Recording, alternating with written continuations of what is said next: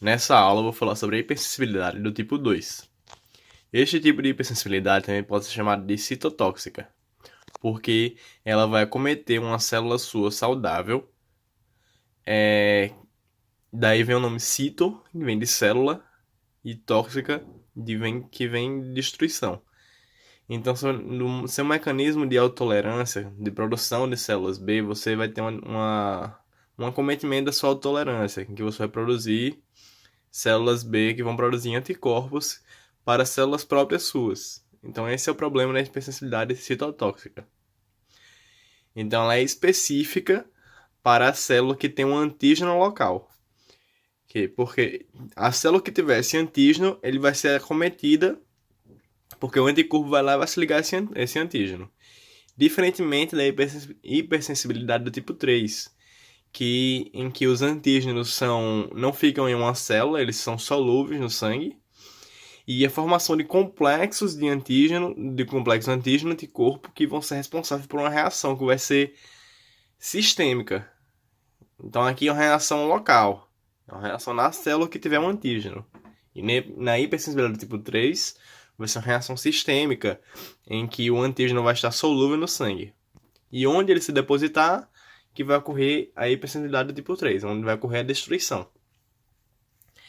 Então, voltando para a hipersensibilidade do tipo 2, ela vai ocorrer quando uma célula B sua que reage contra anticorpos seus, ou anticorpos exógenos que vieram para você, que se ligaram à célula sua, e esses anticorpos que são o IgG e o IgM, eles vão se ligar ao antígeno para facilitar a degradação desse antígeno. Existem 3 mecanismos envolvidos no tipo de hipersensibilidade tipo 2. O primeiro são as reações mediadas pelo complemento. Então, como é que ela acontece? Como é que acontece ela? A gente já viu que o complemento são um conjunto de proteínas, é uma cascata de reações que são responsáveis pela destruição de células e antígenos. E também a chamada a concentração de outros componentes do sistema imune, como as células brancas, todas as células brancas, são linfócitos B, linfócitos T, células NK, neutrófilos, eosinófilos, todas essas são componentes que são chamados para o local de ação através das anafilotoxinas, que são os componentes do sistema complemento C3A e C5A. E além desses, tem o componente C3B e C5B, que são responsáveis pela opsonização e pela destruição de complexos autoimunes. Então, você vai ativar o seu sistema complemento através de qual tipo de ativação? É a cascata clássica. Por quê? Porque a cascata clássica ela é mediada pelo anticorpo. Então, como é que acontece? O anticorpo vai lá, vai se ligar ao antígeno através da porção FAB, e a porção FC vai ficar livre. Nessa porção FC, o C1, o complexo C1, que é C1R, C1S e C1Q, eles vão se ligar ao anticorpo para começar a cascata de produção do sistema complemento. Então, é uma cascata clássica, né? Que é mediada por um anticorpo. Um dos exemplos dessas que são mediadas por anticorpo são as reações transfusionais. Que são o quê? Um exemplo é quando você tem um sangue O, do tipo O. Se você tiver um sangue do tipo O e você receber um sangue do tipo A de outra pessoa, ou então do tipo B, vou fazer um exemplo com o do tipo A. Se eu sou do tipo O, eu produzo anticorpos anti-A e anti-B, que são os antígenos A e B. Então, se eu recebo sangue do tipo A, esse sangue do tipo A vai ter antígeno do tipo A. E eu vou produzir anticorpos do tipo A. contra um antígeno A, na verdade.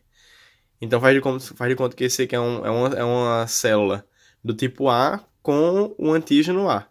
Aí eu vou ligar os meus anticorpos para esse antígeno e vou ativar a cascata de complemento para destruir essa célula. Então, quando você receber um sangue que é diferente do seu, que você tem anticorpos para o antígeno que está presente nessa célula, você vai destruí-la. Outro exemplo é na reação de incompatibilidade de RH, em que uma mãe soronegativa, ela tem um filho soropositivo, e nessa primeira gestação ela vai passar a produzir anticorpos IgG, que são os que conseguem atravessar a placenta, e ela vai ficar sensibilizada para, se próxima vez que ela tiver um contato com o soro positivo, ela vai conseguir destruir aquilo que está dentro do corpo dela. Então, numa próxima gestação, se ela tiver outro filho soro positivo, ela já já vão ter anticorpos para atravessar a placenta e destruir aquele invasor. Que ela vai reconhecer, o sistema imune dela vai reconhecer como invasor. Então, mesma coisa, aqueles anticorpos vão atravessar a barreira placentária, vão se ligar aos antígenos e vão ativar a cascata complemento. Mesma coisa na síndrome de Goodpasture, só que na síndrome de Goodpasture já é uma reação ao colágeno. Outro mecanismo é a citotoxicidade anticorpo dependente. Também é chamado de, em inglês, é Antibody Dependent Cell Mediated Cytotoxicity, que é ADCC, não é ACDC. Então, você vai decorar essa aqui como se fosse uma reação semelhante da célula T. A célula T é aquela que se liga diretamente à célula que está infectada e destrói ela através de reações que vão promover a apoptose. Então a célula NK vai ser a mesma coisa, a reação é a mesma. Você vai ter anticorpos que vão se ligar aos antígenos estranhos e a célula NK vai se ligar a esse antígeno, na verdade a esse anticorpo, através dos receptores FC específicos para essa ponta do anticorpo que é FC, que é a constante. E na hora que ela se ligar, ela vai liberar perforinas e granzimas. As perforinas são responsáveis por formação de poros nessa célula, que vai promover com que ela vai perder toda a osmolaridade dela. Então, se tiver buracos, ela vai começar a liberar substância e pegar outras substâncias e vai perder toda a osmolaridade dela.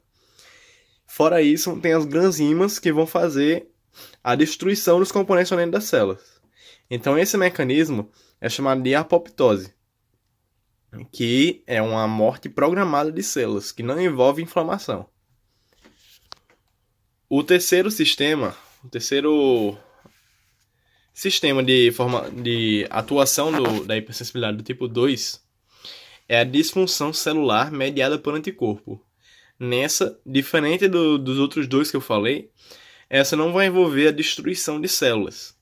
Ela ocorre assim, vão ter anticorpos que vão se ligar a receptores de outra coisa. Por exemplo, um exemplo é a miastenia graves, em que os receptores de acetilcolina na fena muscular, neuromuscular, que vão ser responsáveis pela contração, vão estar ocupados por anticorpos que vão impossibilitar que a acetilcolina se ligue a esses receptores de acetilcolina, provocando assim uma fraqueza muscular, porque você não vai estar conseguindo fazer a contração direito. Vão ter poucos receptores disponíveis para fazer essa contração. Um outro exemplo, isso aqui é uma tireoide, o exemplo é da doença de Graves, em que os anticorpos TRAB e STIM, eles vão se ligar aos receptores TSH, impedindo que o TSH se ligue para a produção de T3-T4.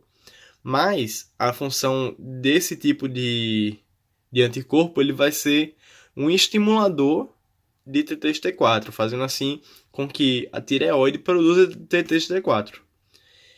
Essa produção de T3-T4 por não estar envolvendo, na verdade, o TSH, por ter sido por um anticorpo, ela não vai ter o feedback negativo. Então, a pessoa vai continuar produzindo T3 e T4 e o TSH dela vai continuar baixo, porque a pessoa vai estar achando o que tá tudo bem, que não vai ter a hipófise não vai estar percebendo que a tireoide está produzindo muito TST4. Então essa aqui vai ser a doença de Graves, que é caracterizada pelo hipertireoidismo. Então pronto, hipersensibilidade tipo 2 é também chamada de hipersensibilidade citotóxica, porque ela atua especificamente na célula.